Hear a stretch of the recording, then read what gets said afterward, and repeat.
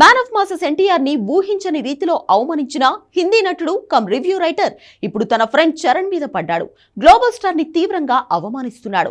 ఎలా పుట్టాడో గానీ అల్లు ఆర్మీని కూల్ చేయాలంటే చరణ్ ఎన్టీఆర్ ని తిట్టాలనేలా స్కెచ్ వేశాడు. అలా మెగా ఫ్యాన్స్ పల్స్ పట్టేసినట్టున్నాడు.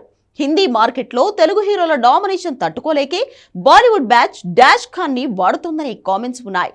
ఇలాంటి టైంలో డాష్ ఖాన్ వచ్చాడు. చరణ్ ముఖాన్ని, తన ఎక్స్ప్రెషన్స్ ని మొత్తంగా టాలెంట్లే తీసిపడేస్తూ అవమానపరుస్తున్నాడు. అందుకు బన్నీ పేరు కూడా వాడుకుంటున్నాడు కూడా. విచిత్రం ఏంటంటే ఈ డాష్ ఖానే గతంలో ఎన్టీఆర్ ని ఎలుగుబంటన్నాడు, ప్రభాస్ ని లేజీ స్టార్ అన్నాడు. మహేష్ అయితే ఇక మాటల్లో చెప్పలేం. ఒకసారి తన మీద కేసైనా తను జైలుకెళ్లి వచ్చినా బుద్ధి రాలేదంటున్నారు. ఇంతకీ చరణ్ కి తాను చేసిన అవమానం ఏంటి? తెలుగు హీరోల మీద తనకెందుకంత కసి? Have a look.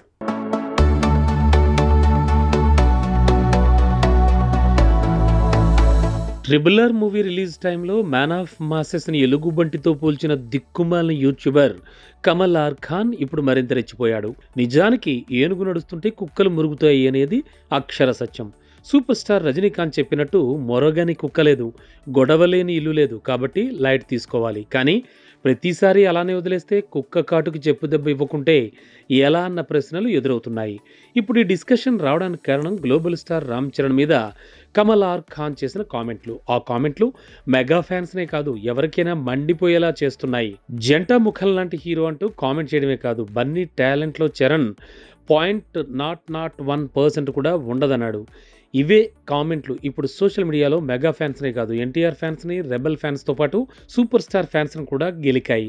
చరణ్ అంటే NTR and co fans respond అవ్వాలని లేదు. కానీ కమల్ ఆర్ ఖాన్ అనే యూట్యూబర్ గతంలో ఎలా తారక్, ప్రభాస్, మహేష్ని టార్గెట్ చేశాడో ఫైల్ షాట్స్ని పోస్ట్ చేస్తూ కూడా అటాక్ షురూ చేశారు హీరోల ఫ్యాన్స్. నిజంగానే కమల్ ఆర్ ఖాన్ అనే నార్త్ ఇండియా యూట్యూబర్ గతంలో బాలీవుడ్ హీరోలు సౌత్ స్టార్లా గలీజ్గా ఉండరంటూ పుష్ప రిలీజ్ టైంలో బన్నీని ఘోరంగా అవమానించాడు.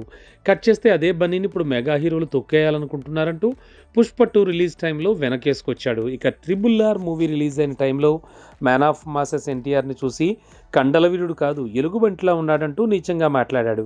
ఇక రాధేశ్యామ్ విడుదల టైంలో ప్రభాస్ని లేజీ స్టార్ అని, మహేష్ బాబుని ఎక్స్ప్రెషన్ లేని ముఖం అంటూ నోరు జారాడు.